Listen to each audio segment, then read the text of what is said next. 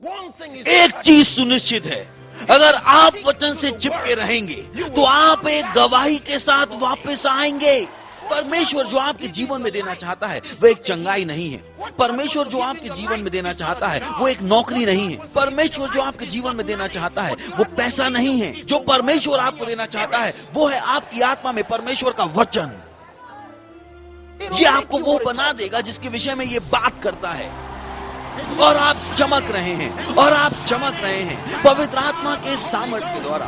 आप चमक रहे हैं पवित्र आत्मा के सामर्थ्य के द्वारा। आप चमक रहे हैं और कुछ भी आपको नहीं रोक सकता है। ये आपका मौसम है, ये आपका समय है। कुछ भी आपको नहीं रोक सकता है। ये आपका समय है, ये आपका समय है। लाभ आपका है।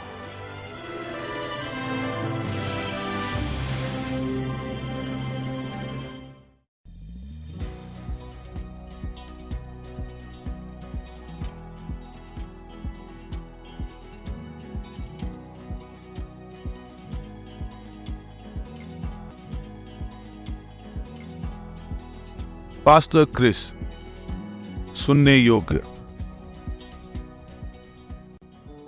जो शिक्षा आप अभी देखने वाले हैं वो एक संक्षेप भाग है healing steam live healing services का परमेश्वर के जन पास्टर क्रिस के साथ की। एकमात्र कारण कि आप बीमार होते हैं क्योंकि ऐसा कुछ जो आपके शरीर में नहीं होना चाहिए था वो आपके शरीर में आ गया, या कुछ जो आपके शरीर में होना चाहिए था वो आपके शरीर से बाहर निकाल दिया गया। देखिए और आशीष पाइए। मसीह के साथ आपके पास जीवन और भविष्य है, और ये सच है, ये सच है।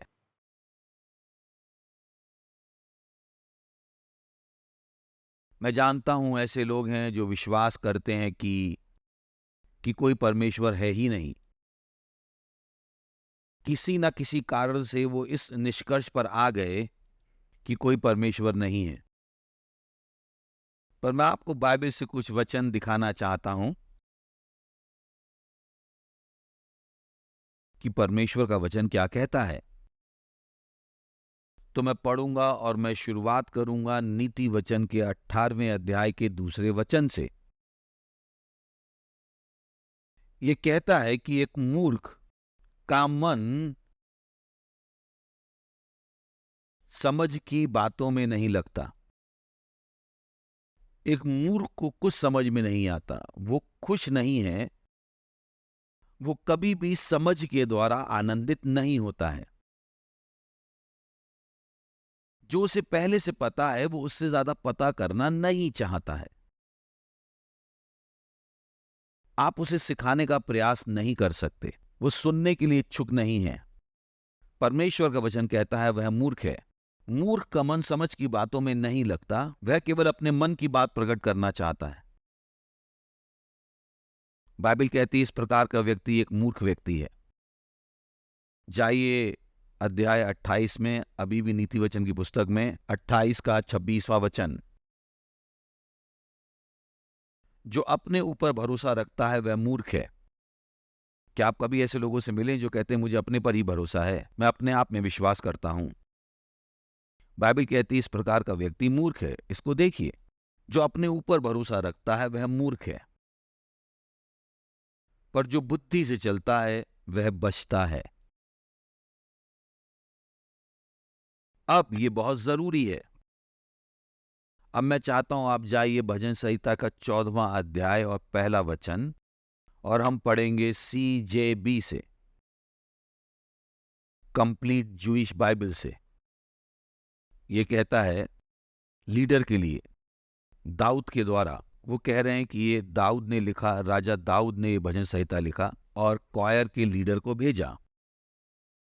वो कहता है मूर्ख मूर्ख अपने हृदय में कहते हैं कि कोई परमेश्वर नहीं है। वे घिनौने काम करते हैं, उनके काम बिगड़ गए हैं। कोई एक व्यक्ति भी सही काम नहीं करता।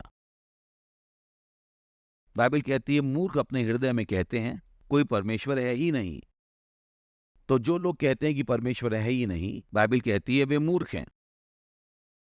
ये लिखा गया था दाऊद राजा के द्वारा।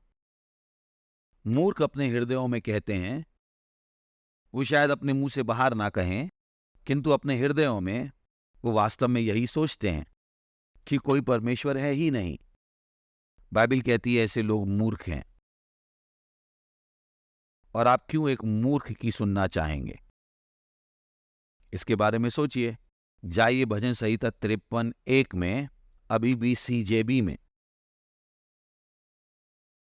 बिल्कुल ऐसा ही है। वो कहता है लीडर के लिए, मेहनत के लिए दाऊद का मशकील, अभी भी बताते हुए कि दाऊद ने इसे लिखा। एक क्रूर मूर्ख अपने आप को बताता है कि कोई परमेश्वर नहीं है। क्या मतलब है क्रूर मूर्ख से? ब्रिटिश मूर्ख नहीं, क्रूर मूर्ख। इसका अर्थ है कि ऐसे लोगों के पास कोई मानवीय संवेदना नहीं है। वे दूसरे लोगों को पशु के समान देखते हैं।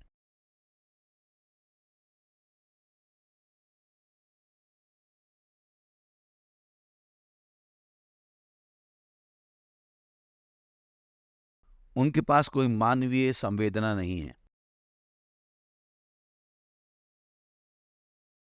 ऐसे लोग अपने आप को बताते हैं कि कोई परमेश्वर है ही नहीं। कोई आश्चर्य नहीं कि वो इस तरीके से काम करते हैं। देखिए इसको, ऐसे लोग बिगड़ गए हैं। उन्होंने कुटिलता के घिनौने काम किए हैं। उनमें से एक भी सही काम नहीं करता। इसके बारे में सोचिए। क्या वे जानते थे कि ये बाइबल में है?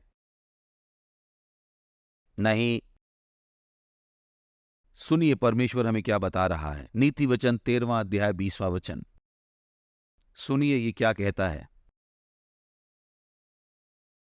जो बुद्धिमानों के संग रहता है वो बुद्धिमान बन जाएगा, परंतु मूर्खों का साथी नष्ट हो जाएगा।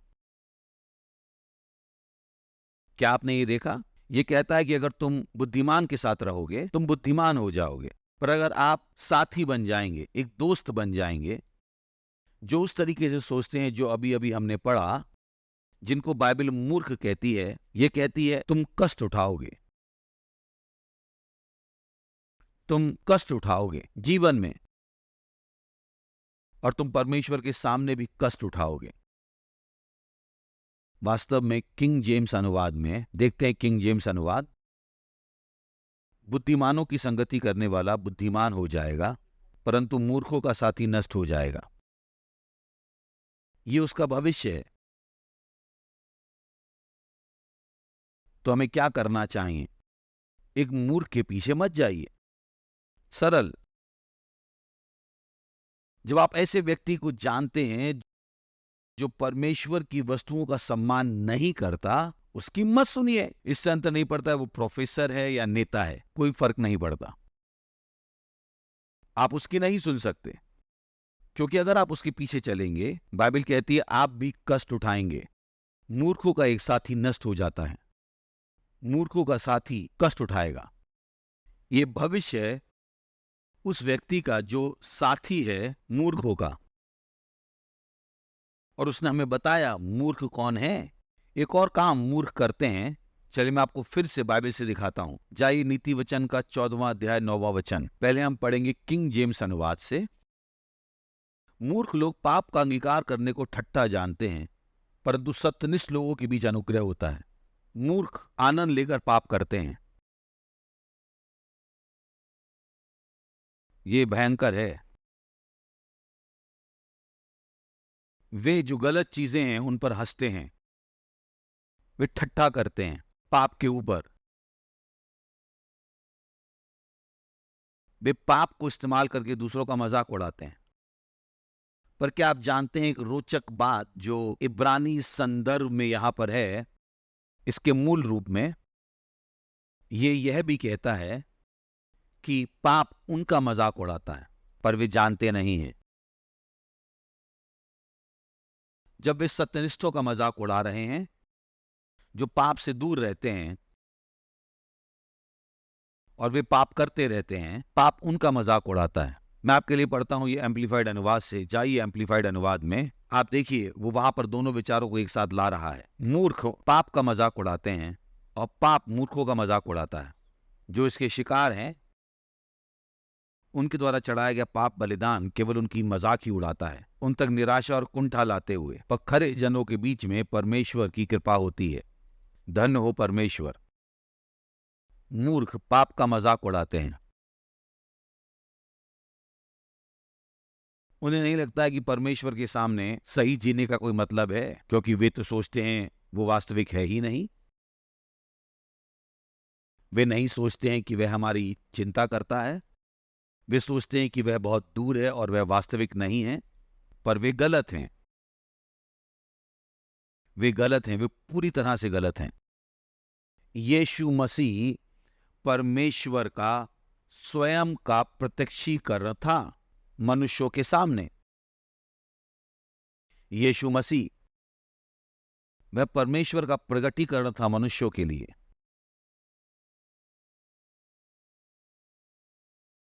दूसरा कुरिन्थियों के 5वें अध्याय में 19वें वचन में, मुझे लगता है ये जरूरी है कि आप इन वचनों को समझें। यही कारण है कि मैं उन्हें आपको दिखा रहा हूं, ताकि आप अपने आप से इन चीजों का अध्ययन कर सकें। देखिए, ये बाइबल में है, इसे देखिए। अर्थात परमेश्वर ने मसीह में होकर अपने साथ संसार का मेल मिलाप कर लिया। इसके बारे में सोचिए। तो यीशु मसीह जो कुछ कर रहे थे, वो सब कुछ अपने आप से ही नहीं कर रहे थे। ये कहता है कि परमेश्वर उनमें था, परमेश्वर मसीह में था, अपने साथ संसार का मेल मिलाप करते हुए। एक और सुंदर चीज है जो आपको पसंद आएगी। मैं आपके लिए पढ़ने वाला हूं 18 वचन संत यूहन्ना के सुसमाचार के पहले अध्याय से, और मैं चाहता हूं कि आप इन वचनों को ध्यान से सुने, बहुत बहुत ध्यान से। तो हम पढ़ सकते हैं पहले वचन से।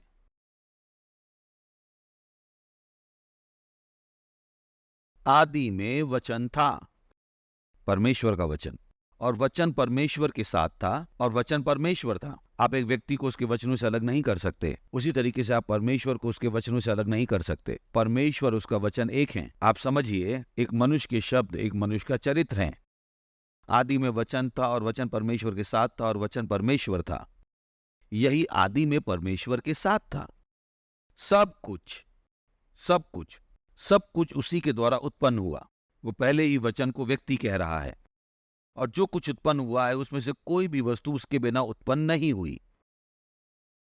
हम पढ़ते रहेंगे। उसमें जीवन था। और मैं चाहता हूं आप ध्यान दें भूतकाल के इस्तेमाल पर।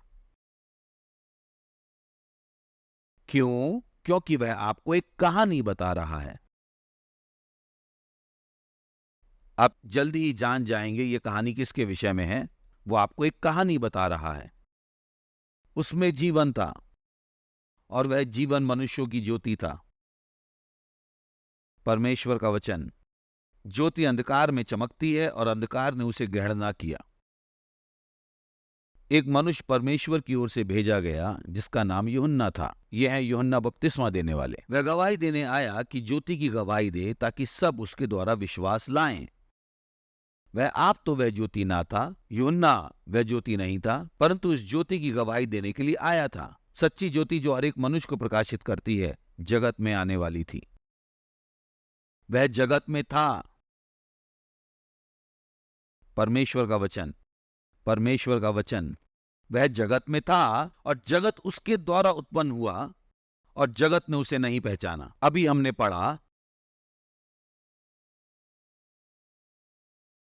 सब वस्तुएं उसके द्वारा बनाई गई, और जो कुछ उत्पन्न हुआ है उसमें से कोई भी वस्तु उसके बिना उत्पन्न नहीं हुई। अभी अभी हमने पढ़ा, यह है परमेश्वर का वचन।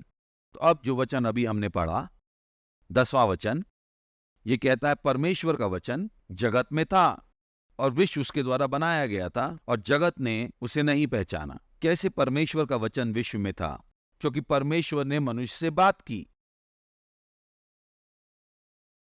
उसने मनुष्य से बात की। कभी कभी उसने नबियों के द्वारा उनसे बात की।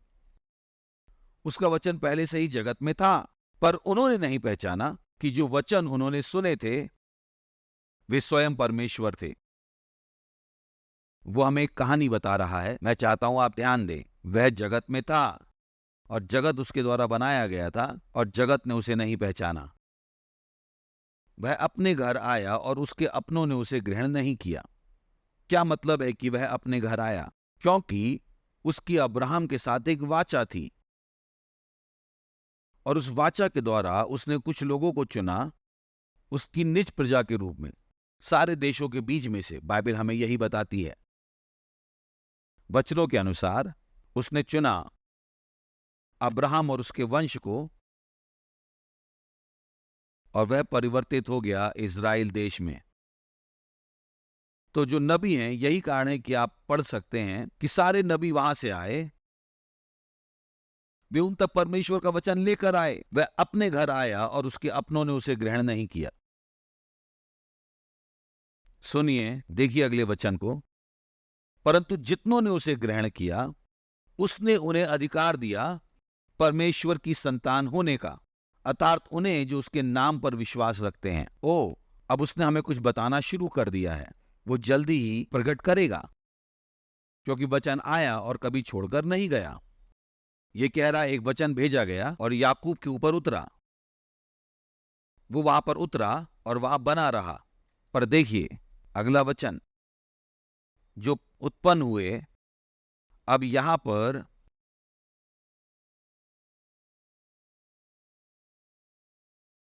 पर आपके पास ये वचन है और 16वां वचन है। तो सबसे नजदीक जो यूहन्ना पहुंच पाया, उसकी इस बातचीत के संदर्भ की सीमा तक, ये 2 वचन हमें बताते हैं कि उन सारी बातों के बावजूद जो उसने हमें सुसमाचार में बताई, उसके पास एक अंतर्ज्ञान था उन दर्शनों में जो आपके पास हैं पत्रियों में। यह आपको बताता है ऐसा कुछ जो वो पहले से जानता था इसको लिखने से पहले। वो संकेत बहुत जरूरी है। ये बाइबल स्नातकों के लिए बहुत अच्छा है। पर चलिए पढ़ते रहते हैं। वे ना तो लहू से, ना शरीर की इच्छा से, ना मनुष्य की इच्छा से, परंतु परमेश्वर से उत्पन्न हुए थे। और वचन, तो वह उस कहानी पर वापस जाता है जो वो हमें बता रहा था, वचन की कहानी।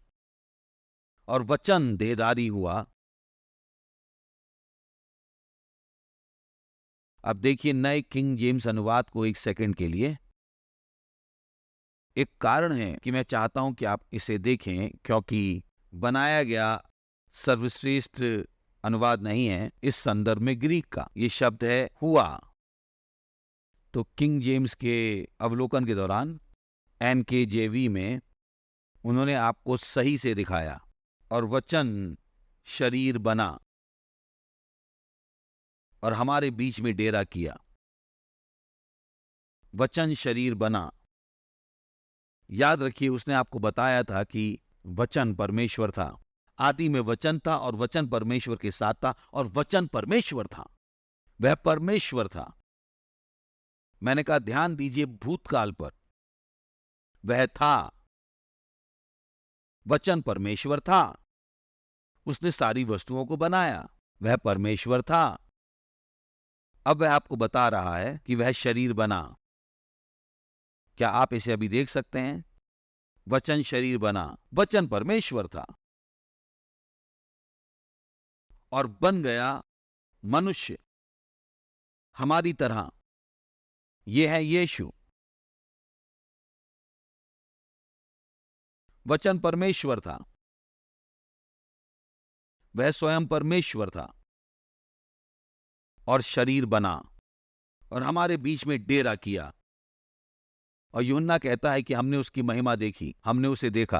आपको याद है, वो प्रेरितों में से एक था। उसने कहा कि हमने उसकी महिमा देखी, परमेश्वर के इकलौते पुत्र की महिमा, अनुग्रह और सच्चाई से परिपूर्ण। वो कह रहा है कि यीशु अनुग्रह और सच्चाई से परिपूर्ण था। देखिए अगले वचन को। यूहन्ना ने उसके विषय में गवाही दी। यूहन्ना बपतिस्मा देने वाले ने उसकी गवाही दी और चिल्लाया और कहा, यह वही है जिसका मैंने वर्णन किया कि जो मेरे बाद आ रहा है वह मुझसे बढ़कर है, क्योंकि वह मुझसे पहले था। और उसकी परिपूर्णता में से धन्य हो परमेश्वर, हम सब ने प्राप्त किया, अर्थात अनुग्रह पर अनुग्रह। ये 16वां वचन है जिसके बारे में मैं आपको बता रहा था। मैं इस पर बहुत प्रचार कर सकता हूं आपके लिए, किंतु पर मैं आज के लिए संदर्भ में बने रहना चाहता हूं, क्योंकि उसकी परिपूर्णता में से हम सब ने प्राप्त किया, अर्थात अनुग्रह पर अनुग्रह। तो वह आगे बढ़ता है 17वें वचन में वापस अपनी बातचीत पर, इसलिए कि व्यवस्था तो मूसा के द्वारा दी गई, परंतु अनुग्रह और सच्चाई यीशु मसीह के द्वारा पहुंची। यह अद्भुत है। व्यवस्था मूसा के द्वारा दी गई थी। यूहन्ना हमें क्या बता रहा है? यूहन्ना हमें बता रहा है कि व्यवस्था ने पूरी तरह से प्रकट नहीं किया कि परमेश्वर वास्तव में क्या था। तो अगर आपने व्यवस्था का पालन किया तो आप परमेश्वर को नहीं जान सकते थे। नियम मूसा के द्वारा दिया गया था, किंतु अनुग्रह और सच्चाई, सच्चाई का मतलब है वास्तविकता, अनुग्रह और वास्तविकता आए यीशु मसीह के द्वारा। और ये यहां पर बहुत बड़ा है, ये आपको पसंद आएगा। परमेश्वर को किसी ने कभी नहीं देखा। हालेलुया। इकलौता पुत्र जो पिता की गोद में है, उसी ने उसे प्रकट किया। ओ चलिए, मुझे आपको समझाने दीजिए ये। चलिए पढ़ते हैं हम NLT से, न्यू लिविंग अनुवाद से। इसको देखिए। कभी किसी ने परमेश्वर को नहीं देखा, किंतु एक विशेष ने देखा, जो स्वयं परमेश्वर है। वह परमेश्वर के हृदय के नजदीक है। उसने हमें परमेश्वर को प्रकट किया। हा हा हा, यीशु ने परमेश्वर को हमें प्रकट किया। यह अद्भुत है। यह अद्भुत है। यह अद्भुत है। आपको पता है कि वो शब्द जो किंग जेम्स में अनुवाद किया गया है यहां पर NLT में, जैसा हमें दिखाया वहां पर, जाइए वापस किंग जेम्स अनुवाद में। ये कहता है परमेश्वर को किसी ने कभी नहीं देखा, इकलौता पुत्र जो पिता की गोद में है, उसी ने उसे प्रकट किया। वो क्या कह रहा है? उसने उसको परिभाषित किया, उसने उसको समझाया। क्या आप ये समझे? उसने उसको प्रकट किया। यीशु ने परमेश्वर को परिभाषित किया। इससे आपका क्या अर्थ है? उसने हमें दिखाया परमेश्वर के व्यक्तित्व को। परमेश्वर कौन है?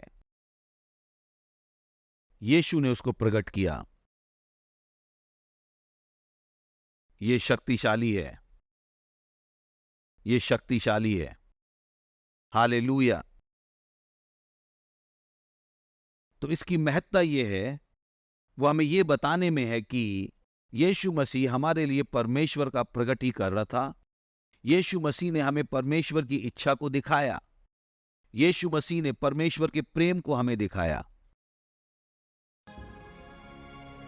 वाओ। बने रहिए, पास्टर क्रिस जल्दी ही वापस आएंगे। पास्टर क्रिस सुनने योग्य।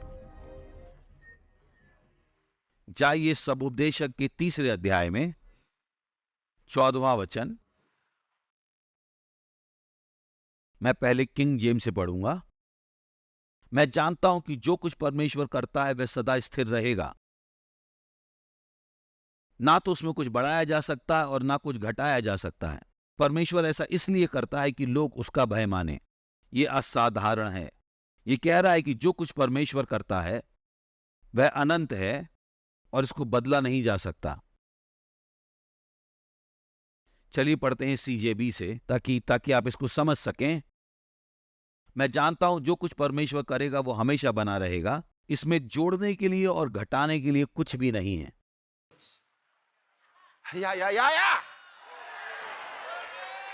जो कुछ परमेश्वर करता है, ये कहता है, ये सदा स्थिर रहेगा। सुनिए, जब आप परमेश्वर के द्वारा बनाए गए थे, परमेश्वर ने आपको बनाया सदा स्थिर रहने के लिए। क्या आप ये जानते थे? ये परमेश्वर की योजना है। ये परमेश्वर की योजना है। आप कहेंगे फिर लोग मरते क्यों हैं? मैं आपको जल्दी ही इसको दिखाऊंगा। जो कुछ परमेश्वर करता है वो बनाया गया है सदा बने रहने के लिए। वो कहता है इसमें ना तो जोड़ने की कुछ जरूरत है और ना ही कुछ घटाने की जरूरत है।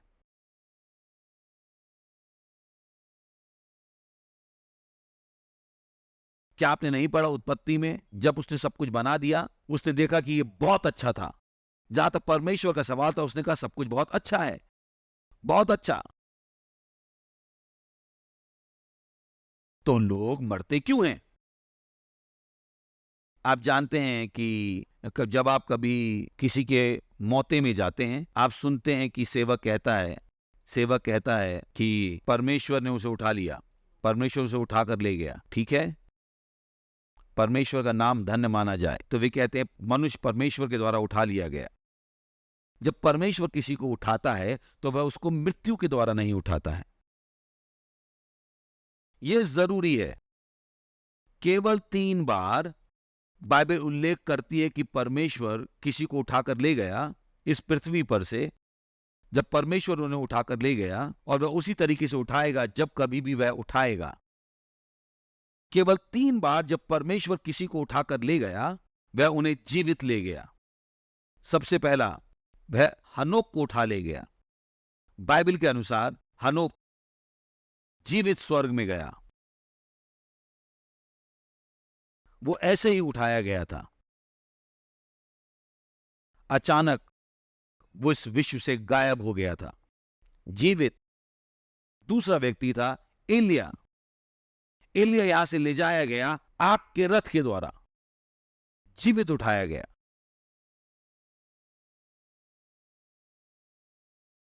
और तीसरे थे स्वयं यीशु। यीशु मरे, बाइबल के अनुसार नरक में गए, क्योंकि उन्होंने अपने ऊपर हमारे पापों को लिया। उन्हें नरक जाना पड़ा और पूरा दंड चुकाना पड़ा। और तीसरे दिन जिंदा हुए, और जब वे स्वर्ग में गए और जब परमेश्वर ने उन्हें उठाया, बाइबल कहती है वो अवरोहित हुए और चेले वहां थे उसको देखते हुए, जब तक कि वो बादलों के पार नहीं चला गया। परमेश्वर उनको जीवित उठा ले गया। और अगली बार जब परमेश्वर किसी को उठाएगा,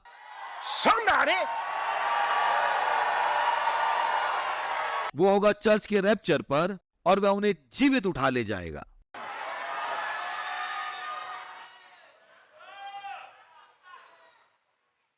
अगर आपने कभी भी उद्धार ग्रहण नहीं किया था, अगर आपने कभी भी मसीह को अपने हृदय में ग्रहण नहीं किया था, अगर आपने कभी भी मसीह के इस जीवन का अनुभव नहीं किया जिसके बारे में मैं बात कर रहा हूं, यह आपका क्षण है। इन शब्दों को कहिए, हे प्रभु परमेश्वर, मैं विश्वास करता हूं यीशु मसीह में, परमेश्वर के पुत्र में। मैं विश्वास करता हूं वो मरा मुझे बचाने के लिए। मैं विश्वास करता हूं परमेश्वर ने उनको मरे हुए में से जिलाया और वो आज जीवित हैं। मैं अपने मुंह से अंगीकार करता हूं, यीशु मसीह मेरे जीवन के प्रभु हैं आज के दिन से, और उनमें मेरे विश्वास के द्वारा मैं ग्रहण करता हूं अनंत जीवन मेरे हृदय में, मेरी आत्मा में। धन्यवाद प्रभु मेरी आत्मा को बचाने के लिए। अब मेरे पास अनंत जीवन है। अभी मैं परमेश्वर की एक संतान हूं, मैं नया जन्मा हूं। धन्यवाद प्रभु। अगर आपने अभी अभी इस प्रार्थना को कहा था पास्टर क्रिस के साथ, बधाई हो। परमेश्वर के परिवार में आपका स्वागत है। और मैंने आपसे कहा था कि हमारा विशेष रीच आउट वर्ल्ड डे होगा। ये सुनिश्चित करो कि आप उसकी योजना बना रहे हैं। ये कुछ महीनों के बाद है, परंतु इतनी विशाल चीज की प्लानिंग करने के लिए लंबा समय लगता है।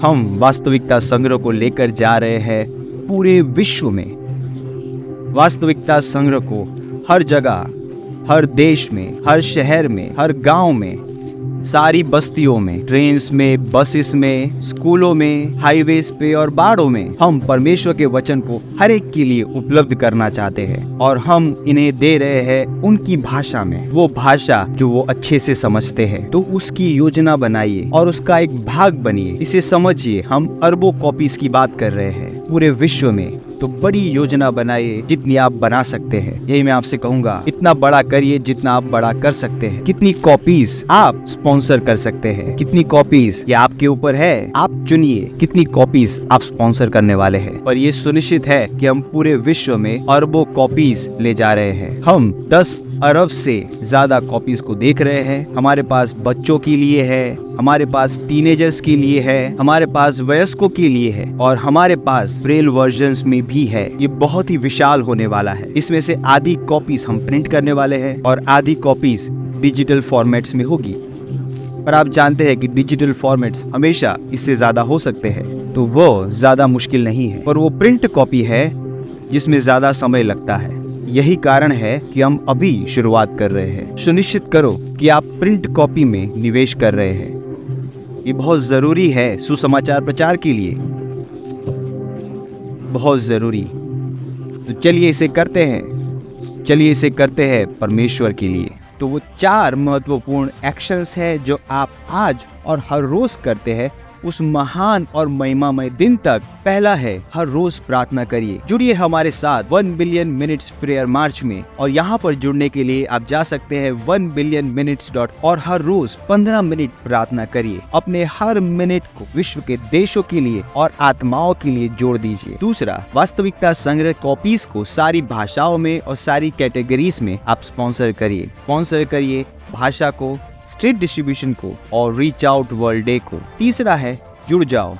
रीच आउट वर्ल्ड डे की महान वर्कफोर्स का एक सक्रिय भाग बन जाइए। वास्तविकता संग्रह को डिस्ट्रीब्यूट करने के लिए एक मिशनरी बन जाइए और बहुत सारी सेवाओं में आज ही जुड़ जाइए। चौथा है, जोड़ो। जैसे आप जुड़े हैं, आप अपने मित्रों को, परिवारों को, सहकर्मियों को, संस्थानों को हमारे साथ पार्टनर बनने के लिए जोड़ देते हैं, ताकि हम वास्तविकता को पूरे विश्व में ले जाए। ये है वास्तविकता संग्रह को पृथ्वी के छोर तक ले जाना। रीच आउट वर्ल्ड की और अधिक जानकारी के लिए आप हमें नीचे दिए गए नंबरों पे कॉल कर सकते हैं या विजिट करें www.reachoutworld.org।